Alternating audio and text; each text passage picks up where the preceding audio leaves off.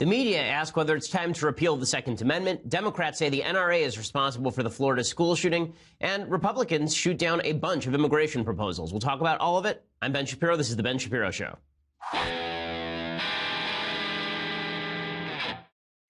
Obviously, the tragedy of the Parkland school shooting is still on everyone's mind. And every time there's a massive shooting like this, whether it's Las Vegas or whether it is Sandy Hook, we now go into a predictable cycle of outrage where folks say things that are ridiculous. They impute motives to other people that are ridiculous. And then those people fire back, and it becomes highly irritating. Well, we're going to talk a little bit about some of those arguments today. Jimmy Kimmel, of course, jumped into the fray, so we'll have to deconstruct what he says. I'll stop deconstructing Jimmy Kimmel on politics when he stops talking about politics on a late-night show. We are also going to be jumping into a column that was written by Bret Stephens a year ago, but is now being passed around the internet again about repealing the Second Amendment. We'll get to all of that. But first, I want to say thank you to our sponsors over at Quip. So when it comes to health, brushing your teeth is one of the most important parts of your day. Actually, they've connected gum health to heart health, believe it or not. And that is why it is imperative that you brush right? When you have a manual toothbrush, those things just don't work as well as a nice electric toothbrush. But those electric toothbrushes take forever to charge, and then it's hard to travel with them because you have to bring the charger with you. Well, that's where Quip comes in. It's the new electric toothbrush that packs just the right amount of vibrations into a slimmer design at a fraction of the cost of bulkier traditional electric brushes. And guiding pulses alert you when to switch sides, so you make sure that you're brushing the right amount of time, and that makes it effortless. Quip also comes with a mount that suctions right to your mirror and sticks to use as a cover for hygienic travel anywhere, whether it's going to be in your gym bag or on your carry-on. And right now, best of all, they have a subscription plan that refreshes your brush on a dentist-recommended schedule, delivering new brush heads every 3 months for just $5, including free shipping worldwide. So you never have to worry about when you're going to replace the brush heads. You've been using yours for 7 months. It's disgusting already, but you forgot about it, and you can't remember when you last put on a brush head. Well, now Quip ships them to you every month, so these are being replaced on a regular basis. Quip is backed by a network of over 10,000 dental professionals. We use it in the Shapiro household, and it starts at just $25. So if you go to getquip.com/Shapiro right now, you get your first refill pack free with a Quip electric toothbrush. That's your first refill pack free at getquip.com/Shapiro. Again, that's getquip.com/Shapiro. Getquip.com/Shapiro. Go ahead and check that out. Well worth the time and money. Okay, so the fallout from the shooting a couple of days ago continues, as well it should. And again, it's this circular argument that has become highly irritating to everybody involved, in which people on the left scream, do something. People on the right say, well, what would you have us do? And then people on the left say, well, if you're even asking that question, it means you don't want to do something. That seems like the cycle of logic that is applied here. So Jimmy Kimmel, of course, is the leader in being the sort of emotional, the emotional avatar for the left. So he goes on his show last night, and he, of course, talks about the shooting and pushes hard for gun control with his usual caveats and freakouts about the NRA. Another senseless shooting, this time at a high school in Parkland, Florida, where a gunman, a former student, opened fire yesterday. Again, 17 lives have been lost. More than a dozen people are hospitalized. Tell your buddies in Congress, tell Paul Ryan and Mitch McConnell and Marco Rubio, all the family men who care so much about their communities, that what we need are laws, real laws, that do everything possible to keep assault rifles out of the hands of people who are going to shoot our kids. Go on TV and tell them to do that. I'll tell you something. Okay, go tell people what to do and what we need laws and what are these laws going to be. And you don't, the Congress works for us. They don't work for the NRA. This is one of the things that he was pushing, the idea that the NRA was responsible. We'll get to that in a minute. Again, all of this is just designed to make you believe that Jimmy Kimmel has a plan. Jimmy Kimmel doesn't have a plan. People on the left don't have a plan. And if they do have a plan, it really is to confiscate guns. Now, the minute that you say that about people on the left, they get very upset. No, we just want reasonable gun legislation. But then they can never name what the reasonable gun legislation is, because if they were to ban assault rifles, the reality is the vast majority of killings that are done with guns in the United States are not with assault rifles. Assault rifles are responsible for less murders in the United States than hands or knives. When people on the left say, well, what if we would just do better background checks? We have full background checks in the state of California, and that has not stopped the Isla Vista shooting. It did not stop the San Bernardino shooting. Again, the problem with these targeted gun laws is that what people on the left really want, if they were honest about it, they would say this. Piers Morgan, when I was on with him in 2013, he refused to say it, but then he finally came out and he was honest about it. What they really want is a UK-style government seizure of vast amounts of guns. That is not going to happen in the United States. They tried it in Australia. They tried a gun buyback program. Only 1/3 of all the guns were turned in Australia. They still have a murder rate in Australia with guns. They still have gun buybacks. It is illegal to own a gun in Australia. and yet people still own guns. 2/3 of the people who owned it before still own it. In the United States, if you were to grandfather in all of the guns that still are there are 300 million guns in the United States. So that would not actually solve the problem you're talking about, because a lot of the guns that are in hands of people who are going to commit school shootings in the future are already in those hands. Right? So you'd actually have to go around confiscating guns. Good luck trying to take guns away from 42% of the American public who say, 42% of households say that there's a gun in the house, right? There's a gun in my house. Right? The government would have to come to my house and take it from me. I'm not going to offer it back in a government buyback, and neither is anybody else who owns a gun. Those programs are wildly unsuccessful. So what the left really is talking about is full-scale gun confiscation. So along those, and you see that. Right? At the school vigil, there's a vigil at the school, and this chant broke out, "No more guns." No more guns! No more guns! No more guns! No more guns! Now, I don't know what that's supposed to mean, no more guns. Right? You're going to take away the ones that people already have? You're going to take away from law-abiding citizens? And then CNN, the rest of the media, they spend an awful lot of time bringing on victims of shootings to talk about what gun policy should be. So CNN featured a grieving mother. I'm never in favor of this, by the way. I think that it's always a mistake to have grieving people talk about policy, because I don't think that your grief is relevant to the policy considerations at issue. You do not have added legitimacy. It's a form of emotional identity politics. You do not have added legitimacy on a topic because as a blank, right? This is what Steven Pinker suggests is identity politics. As a white man, as a black woman, as a grieving mother. Right? As soon as you say that a grieving mother has more moral legitimacy to speak on gun control than somebody who studied the issue all their life, then you are throwing away reason in favor of emotion. In any case, here's this mother, and obviously you have nothing but sympathy for the mom, and that's why CNN is putting her on the air. President Trump, you say, what can you do? You can stop the guns from getting into these children's hands. Put metal detectors at every entrance to the schools. What can you do? You can do a lot. This is not fair to our families, that our children go to school and have to get killed.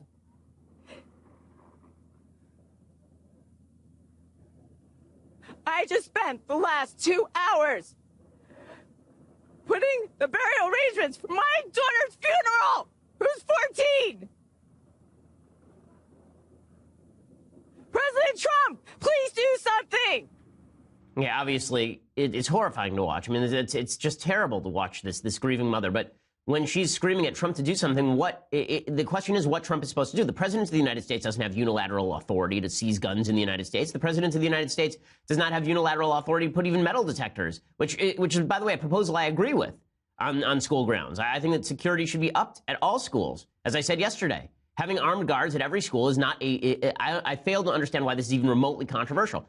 But the reason that the bigger question is not about the mom. I understand where the mom is coming from. Everyone with a heart understands where the mom is coming from. The question is, why is CNN spending airtime on this? And the reason that CNN is spending airtime on this is because CNN wants to manipulate viewers into responding emotionally to an issue that actually requires thought and reason, as opposed to an issue that requires emotional response. You notice that CNN never does this, by the way, with victims of terror attacks. CNN will never go to victims of terror attacks after there is an Islamic terror attack, for example. And they won't have the victim of the terror attack's family go on TV and say, we need a travel ban.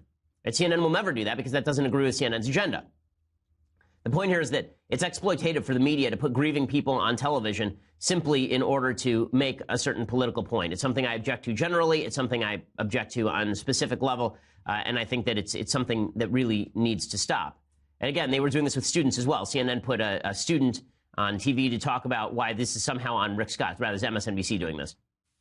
Well, you know, again, it's a slew of emotion. It's anger, it's fear, it's confusion, it's grief. And I've just been trying to channel those all together into some sort of mad inspiration. I'm trying to get the message out that it is important to grieve, but it's also important to make sure the bad guys feel this in the polls and to make sure everybody knows that their votes count on this. It's my astute belief that the blood of those 17 people is on Rick Scott's hands.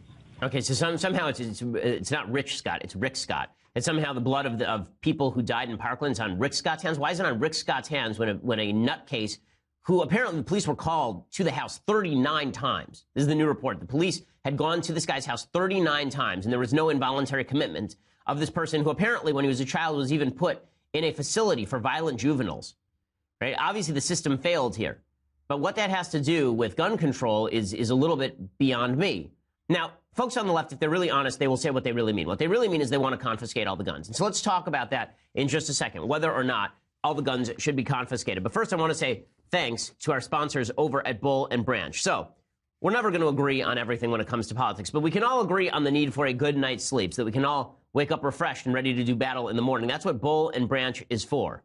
Okay, you don't need a new expensive mattress or sleeping pills to get a great night's sleep. What you do need is Bull and Branch sheets. Bull and Branch sheets are just fantastic. They are the top-notch sheets, okay? You are paying wholesale prices for luxury sheets. Luxury sheets can cost up to $1,000 in the store. Bull and Branch sheets are only a couple $100. They're made from pure 100% organic cotton, which means every time you wash them, they actually get softer. We actually discarded a lot of our sheets after we got our first set of Bull and Branch sheets and then bought a few more sets because they are just that comfortable. I have a tough time sleeping in sheets that are not Bull and Branch at this point. Right now, go to bullandbranch.com and use promo code Ben. You get $50 off your first set of sheets at bullandbranch.com. Promo code Ben. The shipping is free, and you can try them for 30 nights. If you don't love them, you can send them back for a refund. But nobody that I know has actually sent them back because they are that good. $50 off your first set of sheets at bullandbranch.com. That's bullandbranch.com. Promo code Ben, BOLL, and branch.com, promo code Ben. Again, $50 off your first set of sheets, and the promo code Ben also lets them know that we sent you as well. Okay, so there are some folks today who are being a little bit more honest about what it would take to really get to the gun-free utopia they want. And that, of course, is repeal of the Second Amendment. So Barry Weiss, a reporter, a staff writer over at the New York Times, who was ripped earlier this week. We talked about her. She was ripped earlier this week for being supposedly too conservative, for saying that immigrants get the job done after she tweeted that about the daughter of immigrants rather than immigrants themselves, and she was ripped up and down by members of the New York Times staff. Well, she tweeted out repeal the Second Amendment, and then she tweeted out a column that was written by Bret Stephens a year ago in October of 2017, or a few months ago in October 2017, after the Las Vegas shooting, I believe. And that column was titled Repeal the Second Amendment. So let's go through that column because it's about as good an argument as you will hear for repealing the Second Amendment, and it is not a very good argument at that. So Bret Stephens starts off that column by deriding what he calls the conservative fetish for the Second Amendment. So why exactly would conservatives support a private right to own weapons for the protection of life and liberty? After all, Stephens says, quote, from a law and order standpoint, more guns mean more murder. Now, this actually is not true. Okay, more guns in certain places mean more murder. More guns in Vermont do not mean more murder. More guns in rural Texas do not necessarily mean more murder. Stephens cites a study in the American Journal of Public Health from 2013 to show that, quote, states with higher rates of gun ownership had disproportionately large numbers of deaths from firearm-related homicides. But there's only one problem with the study. This examines the statistics on a state level, which doesn't make any sense, given that virtually all murder in the United States takes place not in rural areas of states, but in the big cities. And in those big cities, there are very harsh gun laws. In the big cities, that's where nearly all murder in the United States takes place, in big cities. So there's very little link, actually, between state law and state homicide rate, as Eugene Volokh of the Washington Post pointed out. Beyond that, that same study that he's citing that says that states with higher rates of gun ownership had disproportionately large numbers of deaths from firearm-related homicide, there's one problem with the study. The single largest variable when it comes to murder rate is not actually gun ownership in these various states. The single largest rate, which the study tries to bury, the single largest problem is that the highest correlation is between the number of black people in a particular state and the number of homicides. This is not a racist point. Okay, people are not murdering other people because they are black. That's obviously a stupid notion. But if you're going to look at what is statistically relevant, and you're going to look at factors that are statistically relevant, the number of black people in a state are more statistically relevant than the number of guns in a state. Right? This is according to the study. Quote, for each one standard deviation increase in proportion of household gun ownership, firearm homicide rate increased by 12.9%. For each one standard deviation increase in proportion of black population, firearm homicide rate increased by 82.8%. The study tried to bury that data by not showing it in the actual text of the study. So if you love that study so much, then you should recognize that there are variables that have significantly more impact than gun ownership rate.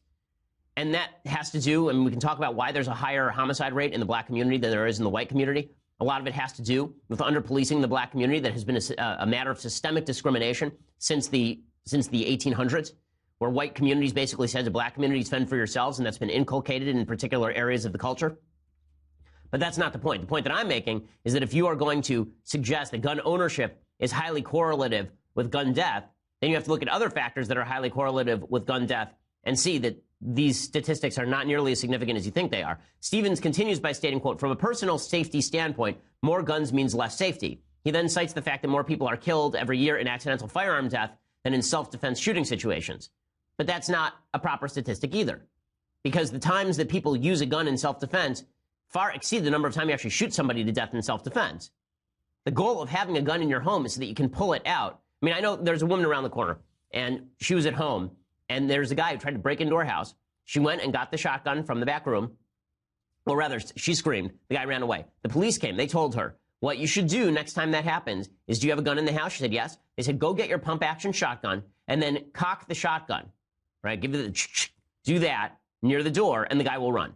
You won't have a problem. Now, that would not show up in any of the statistics that are being measured by the CDC. It would not show up as a use of a gun in self-defense because you didn't actually point it at somebody, you didn't actually shoot somebody, you didn't actually wound somebody. But this sort of stuff happens all the time. And there's a widely varying set of statistics on how often people use guns in self-defense this way. According to the National Self-Defense Survey extrapolations, people use firearms in self-defense millions of times a year. That may be too high. Brian Doherty at Reason has an exhaustive analysis of whether it's hundreds of thousands of times a year or millions of times a year, but it's certainly not 268 justifiable homicide by firearms. Right? That is not the full measure of the number of times people actually use guns in self-defense in the United States. So Stephen then moves on to deriding the philosophy of gun ownership. He says that the idea that we can protect liberty by having guns in the United States, that we can protect from foreign threat by having guns in the United States is a quaint idea. Well, I wonder if it's such a quaint idea after Afghanistan, after Vietnam. The fact is that small arms gun ownership and guerrilla warfare have been successful at thwarting some of the greatest powers in the history of humanity. The United States in Afghanistan and Vietnam, and the Russians in Afghanistan, for example. Those have been thwarted by IEDs and small guns. Right? These are not being thwarted by necessarily top-level military weaponry. Finally, he goes on and he says that the idea that an armed citizenry is the ultimate check on the ambitions and encroachment of government power is silly. And then he says, well, look at the Whiskey Rebellion. That wasn't a government check on a check on government power, except that it sort of was. The Whiskey Rebellion, which happened in the late 1790s, it was directed at an internal whiskey tax placed by the federal government. There were a bunch of people who grew corn for whiskey, and they were very upset that the whiskey tax was affecting them, and there was an armed revolt, and it was put down with violence. A couple of people were hung in it. And so he says, well, that showed that there was a failure of armed insurrection, except for the fact, of course, that President John Adams may have lost the presidency in 1800 based on that, and that President Thomas Jefferson then immediately went about revoking the whiskey tax. So it obviously had a pretty significant political impact. In fact, you can even look at today. Right? There's a big hubbub over Cliven Bundy. You remember this. There's nearly an armed standoff with the federal government over Cliven Bundy's territory, where Cliven Bundy wanted to feed his cattle on land that he historically grazed cattle on, and the Environmental Protection Association, the EPA agency, rather, they came in and they said that this was terrible, that he couldn't be grazing his cattle on this area, and they tried to fine him, then they tried to seize his farm. And Cliven Bundy refused to go along with the arrest, and a bunch of people showed up and refused to go along with the arrest as well. Well, there was just a jury nullification that happened, and Cliven Bundy went free. The Bundy family went free. And now there's been a major political push in the United States to get the EPA out of the business of regulating so much land. So, yes, armed insurrection is not always worthwhile. Sometimes it's terrible. The Civil War was a terrible, terrible thing. But the idea that having lots of people with guns does not somehow check the ambitions of the federal government is obviously nonsensical. The reason that we're not really talking in serious terms about full-scale gun confiscation is because you try that crap in Texas, it ain't going to go well. Stevens then turns to the active shooter phenomenon. He says that such situations are extremely rare in the rest of the world, which is true. It is also true that they are extremely rare here in the United States as well. So John Lott's website, the Crime Prevention Research Center, he goes through the annual death rate from mass public shootings, comparing the European countries to U.S. and Canada, and he did it on a per capita basis. So one of the things that happens is that the United States is compared to Britain, for example. You say, oh, there are lots more shootings here than there are in Britain. Right, we're a much larger country than Britain. When you actually look at the death rate per million people from mass public shootings from 2009 through 2015, according to the Crime Prevention Research Center, the number one country was Norway because they had that horrible Andres Breivik shooting. And then it's Serbia, France, Macedonia, Albania, Slovakia, Switzerland, Finland, Belgium, Czech Republic, and then the United States. How about frequency? Right, forget about the number of dead. How about frequency of mass public shootings? So if you look at the frequency of mass public shootings from January 2009 to December 2015 per million people, in order, it's Macedonia, Albania, Serbia, Switzerland, Norway, Slovakia, Finland, Belgium, Austria, Czech Republic, France, and then the United States. The average incident rate for 28 EU countries is 0.0602 with a 95% confidence interval of 0.0257 to 0.09477. The U.S. rate is 0.078 higher than the EU rate, but the U.S. and average for EU countries are not statistically different. In other words, we're having about the same number of mass shootings as are happening in other countries, and we have significantly more guns. So this idea that everything lines up is just not statistically correct. again, the case for full-scale gun confiscation is particularly weak, especially in a country where you have, as I say, some 300 million guns and 100 million gun owners. Finally, he says that leftists are losing the gun control debate when they lie about the facts, which is true, and that they should stop talking about quote-unquote common sense gun control, and they should just repeal the Second Amendment. He says gun ownership shouldn't be outlawed. It doesn't need a blanket constitutional protection either. Right? It never occurs to Stevens that the fundamental argument in favor of owning a gun is protection of life, which is the fundamental right that you have in a state of nature, according to both the Founding Fathers and John Locke, and that the reason you have a gun is to protect your own life and protect your own liberty. And a state powerful enough to confiscate weaponry on a grand scale is a state powerful enough to end your rights as well. Other rights, not just your First Amendment rights. And Stevens finishes by saying, the true foundation of American exceptionalism should be our capacity for moral and constitutional renewal, not our instinct for self-destruction.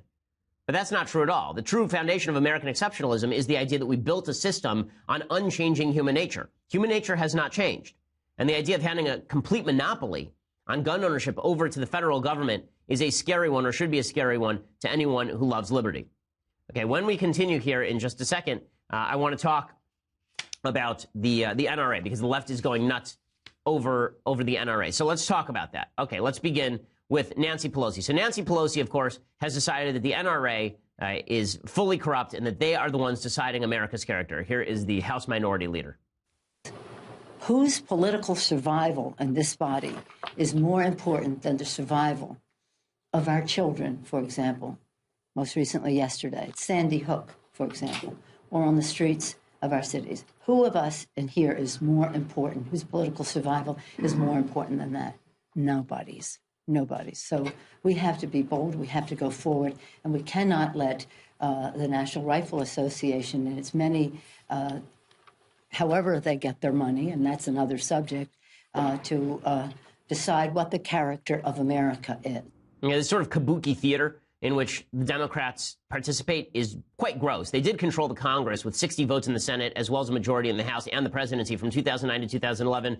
And here is the grand total number of major gun legislation pieces they passed. 0. Okay, the answer is 0. This is what Democrats always do. They don't want to touch these issues because they think they're political winners. Instead, they wish them to fester. If Democrats really thought that gun confiscation were a thing, they could have moved in favor of it in 2010, in 2009, in 2008. They didn't do any of those things. Instead, they sat around and waited for Republicans to take office again, and then they rail against the Republicans supposedly being in the pay of the NRA. They did the same thing with illegal immigration. We'll get to that in a little while. Democrats have been saying that illegal immigration, DACA, deeply important things. They didn't do anything on illegal immigration while they had control, and now that Republicans have control, they're railing against Republicans. This is the game they play. But I want to go to a core view that she's talking about here, and it was repeated across the media, that the NRA is in control of our politics, that the reason that we haven't had a vast gun confiscation or new gun laws passed is because of the evils of the NRA, which is paying people off. MSNBC's Stephanie Ruhle said the same thing. She suggested that it's just because Republicans are being paid off by the NRA. President Trump tweeted his prayers, adding, "No child, teacher, or anyone else should ever feel unsafe in an American school." Well, the NRA spent more than $21 million supporting President Trump in his 2016 election. Almost $10 million in ads and other pro-Trump material, and $12 million attacking Hillary Clinton. The thoughts and prayers are with the victims. The dollars and cents are another story. Yeah, so the idea, again, is that the NRA is responsible for everything bad happening in Congress because they've been paying people off. Jimmy Kimmel said the same thing last night. He had said that the NRA had Congress's balls in a money clip, which is just absurd. Last night, he said, somewhere along the line, these guys forgot they work for us, not the NRA, us. And this time, we're not going to allow you to bow your head in prayer for 2 weeks until you get it all clear and you move on to the next thing. We're going to make sure you do something this time. Well, no, you're not, because the vast majority of the public is not in favor of the do something mentality. The vast majority of the public is in favor of perhaps some measures that would do something here, but you have to name the measures. But let's discuss the underlying claim. Rob Reiner did the same thing. He said, there are 21 million reasons why Donald Trump refuses to protect our children from being slaughtered by guns. The NRA has deep pockets, but we will show them that our hearts and our pockets are deeper than theirs. Our hearts, right? The NRA is heartless because it says that law-abiding citizens should own guns. You think the NRA is in favor of these school shootings? You think the NRA wants these things to happen? You think the NRA is indifferent to all of this?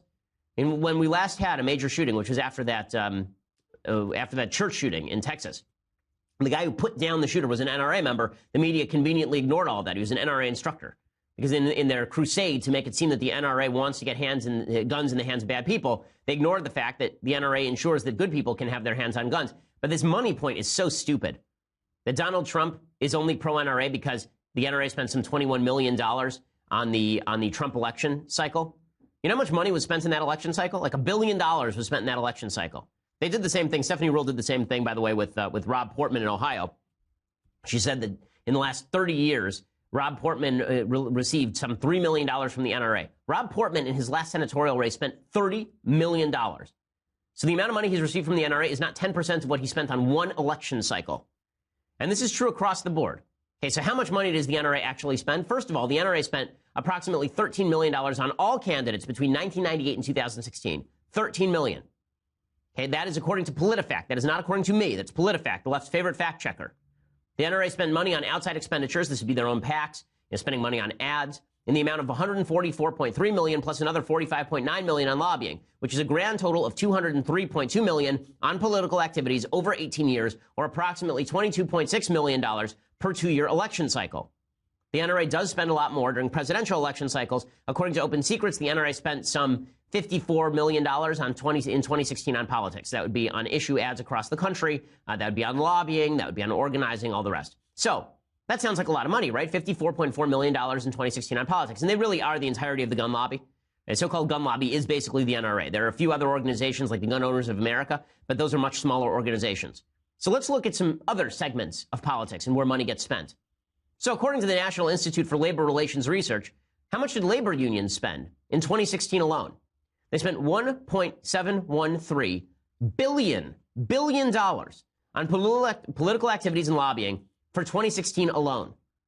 So the NRA spent $50 million, and the labor unions spent $1.713 billion.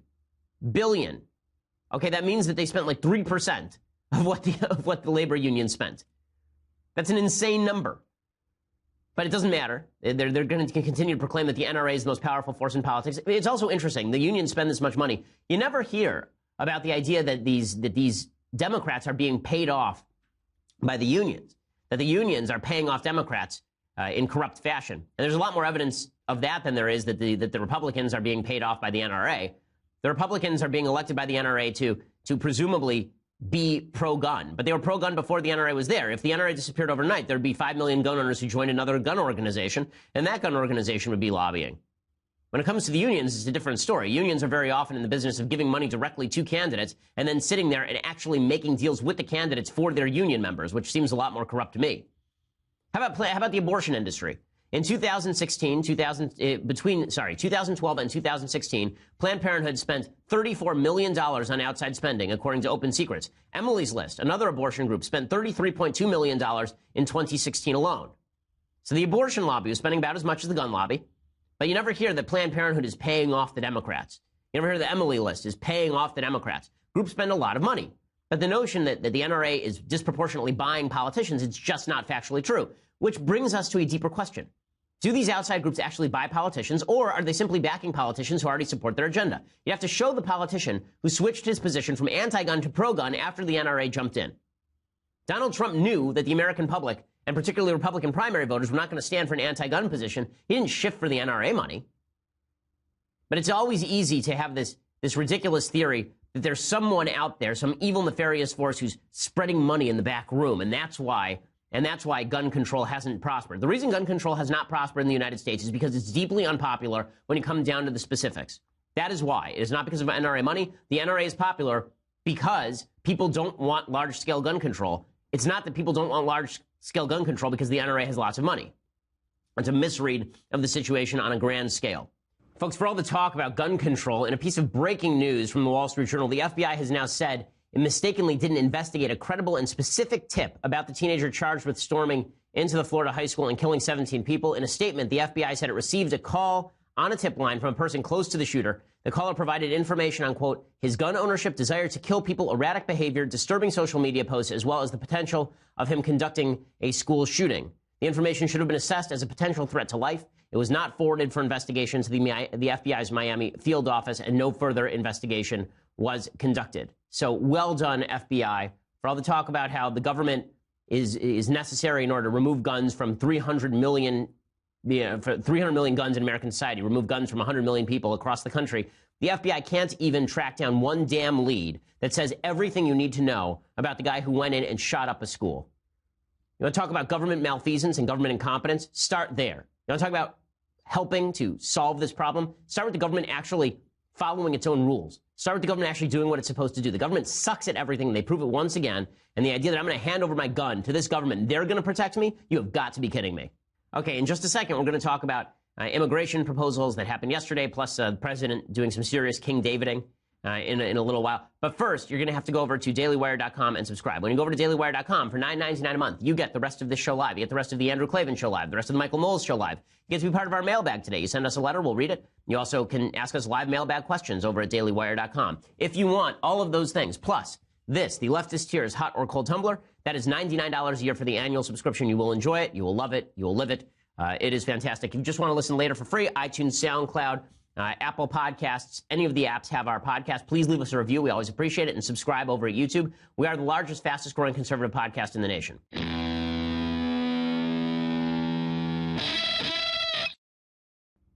Alrighty, so I just want to give you the brief update on what happens on immigration. So March 5th is when DACA is supposed to expire. DACA, that is when supposedly deportations begin for people who have not registered through the DACA system, or when deportations could begin for even those who have registered through with the government through the DACA system. That's not actually going to happen. In all reality, not much is going to change on March 5th, except that people will not be given new work permits, essentially, in the United States if they are illegal immigrants. There are 4 bills that were brought up yesterday in the Senate. All of them died. They were all dead on arrival because Democrats are not willing to compromise on these issues. So here are the bills. There was the John McCain, Chris Coons bill that was touted as a moderate reform measure. It never made it out of debate. That basically was a proposal to give permanent residents to recipients of DACA immigration program in return for $110 million annual grant for increased border security.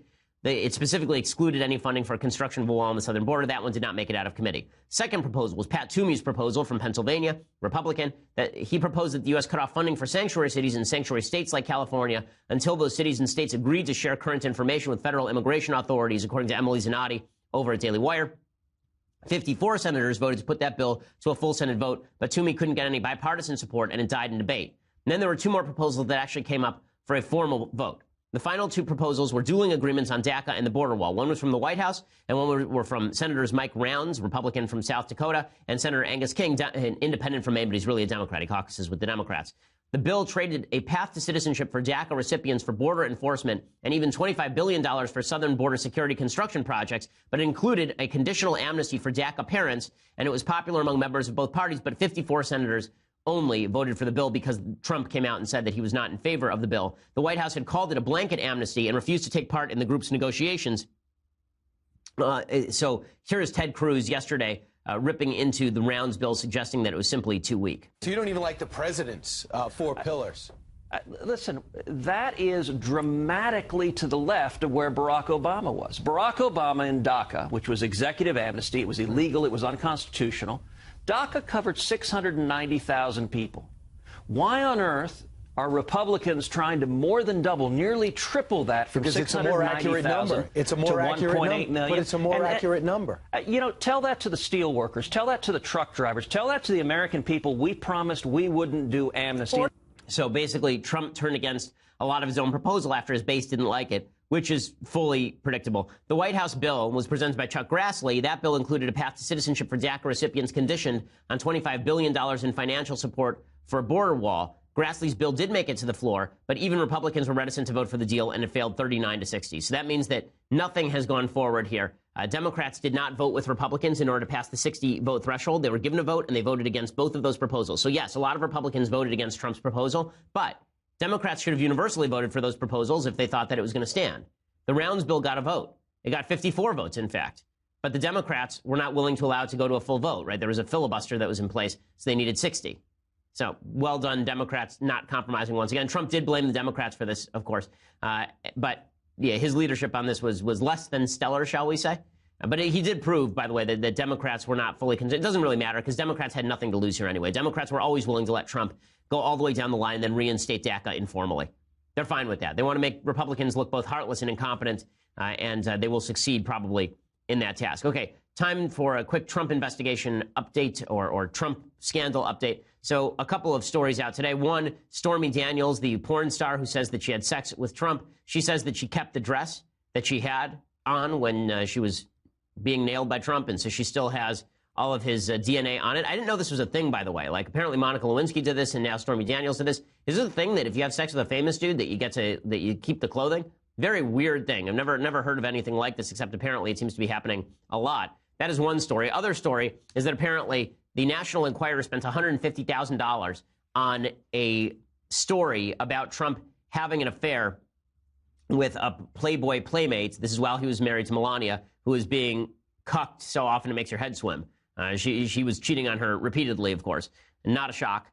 And apparently the National Enquirer, because the editor over there is friends with Trump, bought the story and then buried the story, which, of course, is not shocking either. The woman's name is McDougal, Catherine McDougal, I believe, and Karen McDougal. So Karen McDougal was a Playboy playmate. She had an affair with Trump, and she has a long series of contemporaneous diary notes that suggest that this was happening. Of course, the White House says this didn't happen. That's not true. Of course, it probably did happen. A lot of King Daviding going on. A lot of people out there in religious land saying, well, he's just like King David. No, he's not just like King David. The whole point of King David is that he repented. There is no repentance here. Yuck. Okay, time for some things I like, things I hate, and then the mailbag. So, things I like. So this was Valentine's Day week. So it's Valentine's week. So here is what many people consider to be the most romantic theme in the history of modern music. This, of course, is Sergei Rachmaninoff's Rhapsody on a Theme of Paganini.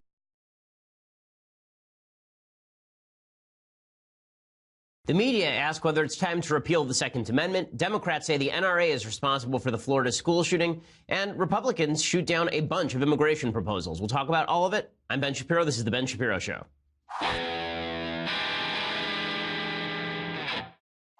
Obviously, the tragedy of the Parkland school shooting is still on everyone's mind. And every time there's a massive shooting like this, whether it's Las Vegas or whether it is Sandy Hook, we now go into a predictable cycle of outrage where folks say things that are ridiculous. They impute motives to other people that are ridiculous, and then those people fire back, and it becomes highly irritating. Well, we're going to talk a little bit about some of those arguments today. Jimmy Kimmel, of course, jumped into the fray, so we'll have to deconstruct what he says. I'll stop deconstructing Jimmy Kimmel on politics when he stops talking about politics on a late-night show.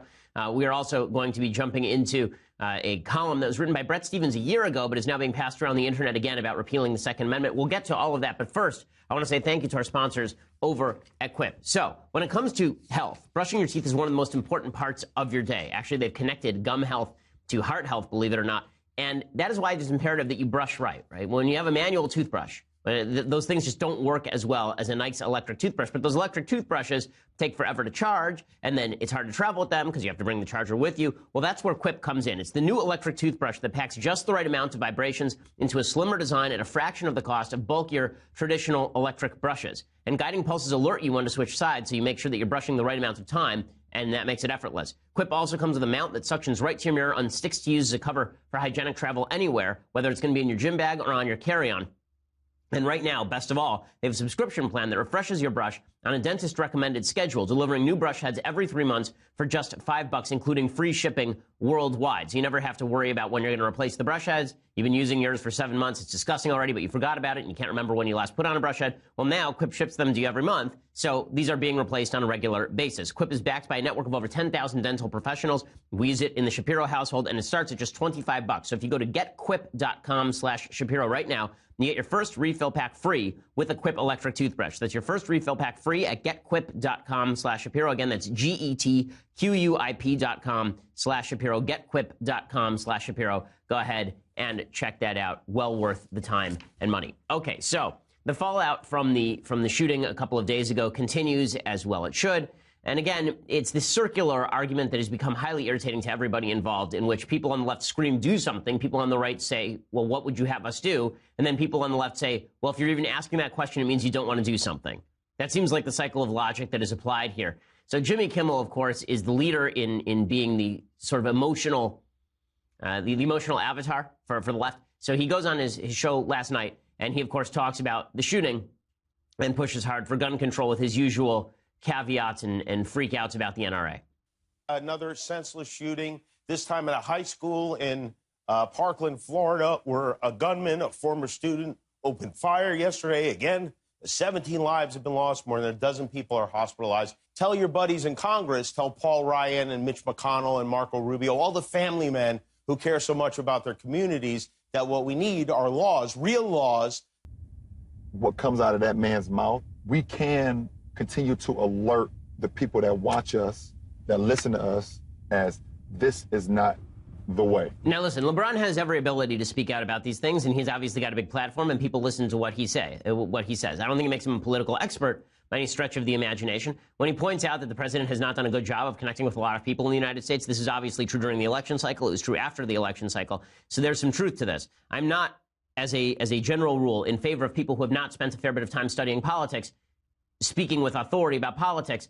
I will say that what LeBron is saying here, there's an element of truth to what LeBron is saying here with regard to the president's capacity to reach out to people. He needs to do a better job of reaching out to people, but it would help if people would also reach out to the president, meaning if LeBron reached out to Trump and said, you know, I want to start a dialogue with you, I think that would be more useful than him sitting there and griping about Trump per se, although, listen, he has every right to do it.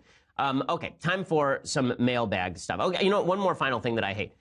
I would urge everybody to go back a couple of days ago. I did a long monologue about Black Panther, which I have not seen yet. I'm looking forward to seeing it this weekend, I hope, if I have time. And then I want to give you my honest opinion about it. The entire monologue was critiquing the media's response to Black Panther, suggesting, because the media was basically suggesting this was end of world, right? This was the most important thing that has ever happened to the black community, according to members of the New York Times. There were two separate major op-eds in the New York Times about the importance of Black Panther as a cultural moment and all of this. That's what I was ripping. It's being taken out of context, and Kathy Newman was, of course, the person who interviewed Jordan Peterson and just kept retwisting what Jordan Peterson was saying. It's being Kathy Newman. Go back and watch the original monologue. You'll see exactly what I meant. What I was talking about specifically was that I don't believe that people should get deeply excited about racial solidarity issues. I think racial solidarity is a mistake, whatever the race. I think that religious solidarity is one thing, philosophical solidarity is one thing, but racial solidarity is generally a tribal affiliation that I'm not fond of. And the media portraying this as a major, massive cultural moment, I thought was wildly overblown, as I said a couple of days ago. That was the main point of that, so go back and watch it if you don't believe me. Okay, time for some mailbag entries. So, David says, hi, Ben. I listened to your analysis of the school shooting yesterday. I agree with your insights. Are you aware of any objective studies on causation of mass shootings that study societal factors in addition to gun laws? For example, single-parent homes, violence in movies and video games, social media, secular culture, etc. Mental health is often cited as well. If there's been a significant deterioration in mental health and what is driving that, I'd be interested in your perspectives, too. Well, I don't think there's been a significant deterioration in mental health by statistics, although more Americans are now on antidepressants than at any time in American history by a fairly significant margin. The problem is that whenever you look at these shootings, and then there are studies about the shootings, the sample size is simply too small. There are not enough mass shootings for you to gather any sort of trend line other than a rough trend line. So what we can see is that a huge number of these mass shootings involve people who are deeply mentally ill and about whom there were red flags.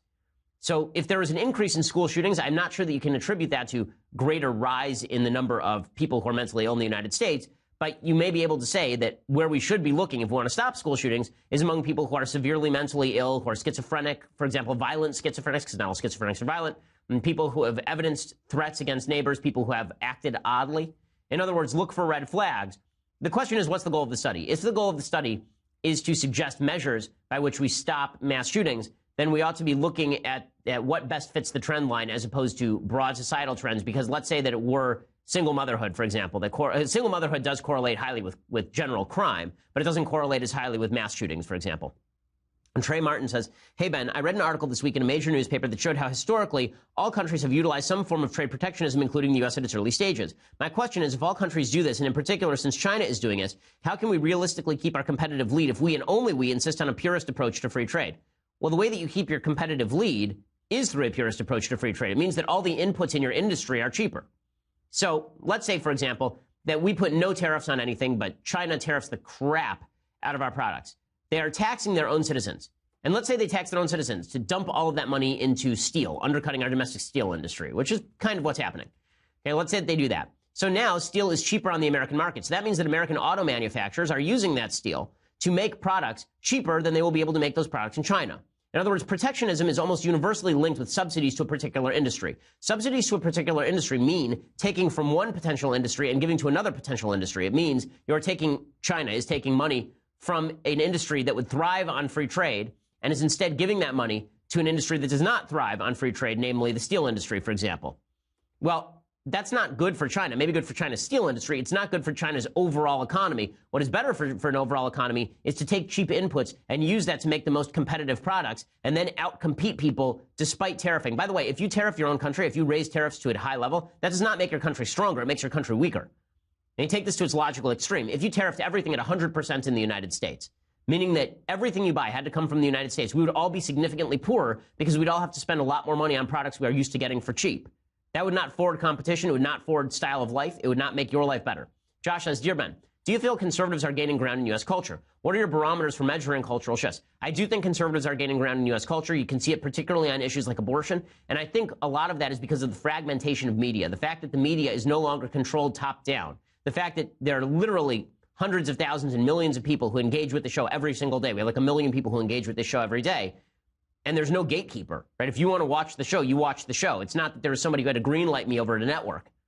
That demonstrates, I think, the cultural shift, and it's happening in entertainment terms as well. Fewer people going out to see the media-approved movies, more people staying home and watching what they want to watch, taking movies that weren't hits and making them hits on the back end. It's really fascinating to watch. Eric says, do you think the government needs to diversify from a two-party system?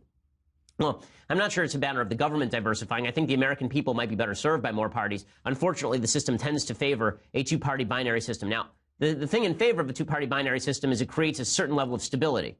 Usually in multi-party systems, those are usually linked with parliamentary systems where you need a majority to govern. The minute there's not a majority to govern, no coalition to govern, then everything falls apart. You have to have a new election. This creates tremendous instability in these systems, and it means that it's very hard to get anything done. Yeah, there's a fair bit of gridlock, particularly around dismantling social programs, for example, because there's so many particular interests represented. So there are costs and benefits is what I would say there. Panagiatis, is that how it's pronounced? Hey, Ben, I'm a high school student in Canada, and most of my political education is colored by a certain point of view. Could you explain to me what a right-wing dictator would look like? Is there credence to the idea that Hitler was a right-winger? Okay, so in order to explain what a right-wing dictator would look like, you have to distinguish between the right wing in Europe and the right wing in the United States. So conservatism in the United States, it is impossible for there to be a conservative dictator in the United States because conservatism is essentially classical liberalism, meaning small government is baked into the cake. You could theoretically have a dictator who said, I'm not going to control everything. A right-wing dictator would look like a minimalist king, maybe. And somebody who says, go about your daily business and I'm just here to make sure that you don't kill each other. That's what a conservative dictator would look like. But it's very difficult to think of that actually happening because typically in monarchies, the idea of a small government monarchy is extraordinarily rare. In fact, I can't name a single instance in which that has happened. Usually when people say right-wing dictator, they really mean people who are anti-communist. So Hitler was considered anti-communist and he was right-wing when you compared him to the left in Germany. The left in Germany was communist. But Hitler's policies were fully in favor of national health care. His policies were fully in favor of gun confiscations. And I think that the basic gap between how politics works in Europe and how politics works in the United States, there's a serious lack of classical liberalism in Europe. American conservatism is based on classical liberalism. So what's defined as right-wing in Europe is basically anything that's anti-communist, even if those people are, in some parts of their program, socialist. So by American standards, Hitler was not a conservative. By German standards, Hitler was a right-winger, and he allied with right-wingers in his government.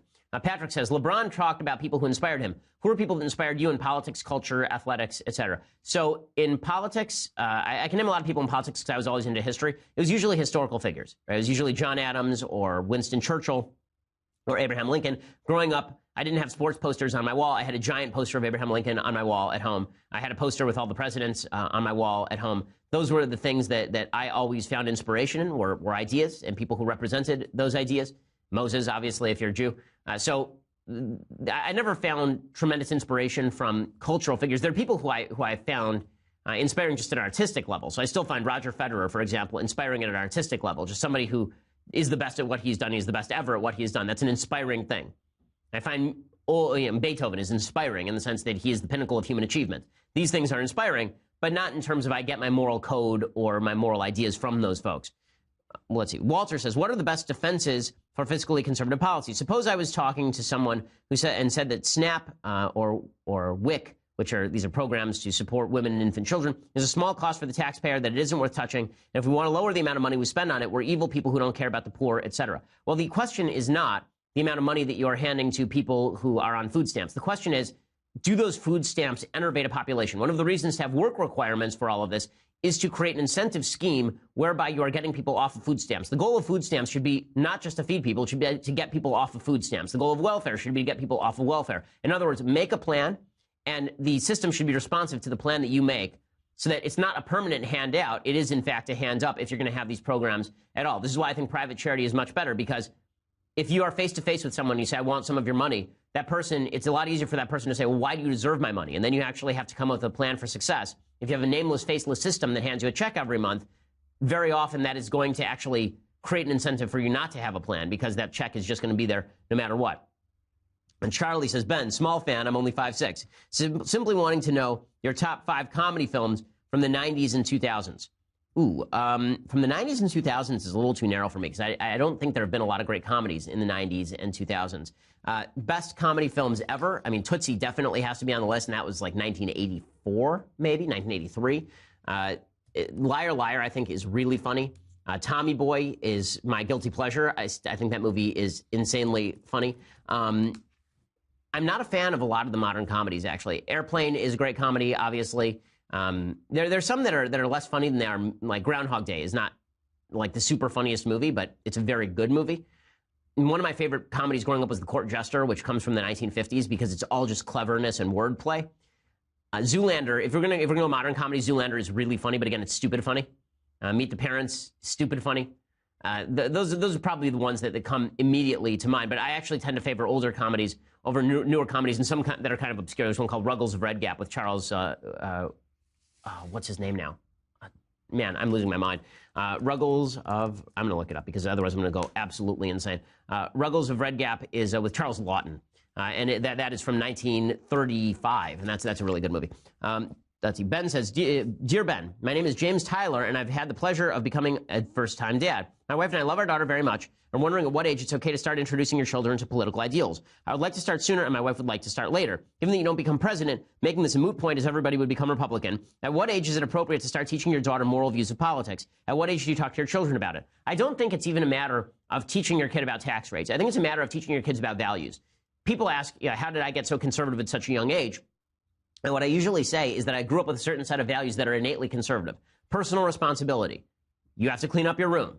You're responsible for your actions. You have to work hard. If you do work hard, then good things will come to you. If you don't work hard, then bad things will probably happen to you. That decisions have consequences. That what you do is up to you. That you are an individual. They're not beholden to any group that wants to make a part. You have to be moral, regardless of what other people in your class are doing. Right? These are values, and I'm sure your wife would probably agree these are values that actually have to be inculcated essentially from the time that kids are born. Those actually have political ramifications. The separation between politics and values is the death of civilization. Matt says, Ben, I recently heard a friend of mine who is majoring in English education talking about how one of her classes was teaching about how there is no proper English and that it is racist and oppressive to correct grammar and pronunciation, specifically of black students speaking in Ebonics. What do you say to someone who claims that any language is proper as long as it gets the point across? That's stupid. That's what I say to that. Okay, there is proper use of language, just like there's proper use of mathematics. Mathematics is a language. Those rules can change over time. There are ways of communicating that do not involve proper English. That is still a form of communication. But this is like the folks who say there's no such thing as good art and bad art. Yes, there are things such as good art and bad art. And there are elements of sentences, like verbs, nouns, and adjectives. And if you use them interchangeably, your sentence makes no sense. So even folks who believe that Ebonics is sort of traditional English, their equivalent, even those people would acknowledge that there are certain ways that words are used in sentences that if you use them in different ways, the sentence would make no sense. Well, there are other rules as well. And those rules include how to spell words. They include how to pronounce words. They include how sentences are constructed and paragraphs are constructed. And there is a better English and there is a worse English. And there are different forms of English. But if you want to proclaim that all forms of English are equivalent, that's really, really dumb. I mean, Yiddish is not the same as English. Ebonics is not the same as English. If it is used in either it is a different form of English that is not as proper in the sense of actually abiding by the normal rules of English, or it is a separate language entirely, which is what some Ebonics advocates suggest. Andrew says, what are your thoughts on the Benjamin Netanyahu corruption allegations? I like him, but this seems rather serious on face value. It's a little bit hard to tell honestly, because some of the people who are making the allegations are his political opponents. One of the people testifying against him is Yair Lapid, a guy who could become prime minister if Netanyahu is ousted. Also, it seems that, so I think I read an article on this the other day on the air about the corruption allegations. It seems that all of the things that he was supposedly promising in return never materialized. So it's hard to say there was bribery when nothing materialized on the other end. Ethan says, do you subscribe to the Milton Friedman monetarism theory or the Austrian school of thought? Would you abolish the Federal Reserve? I am of the Viennese, the Austrian school of thought when it comes to monetary policy. I don't believe that the Federal Reserve is a necessary component to a functioning banking system.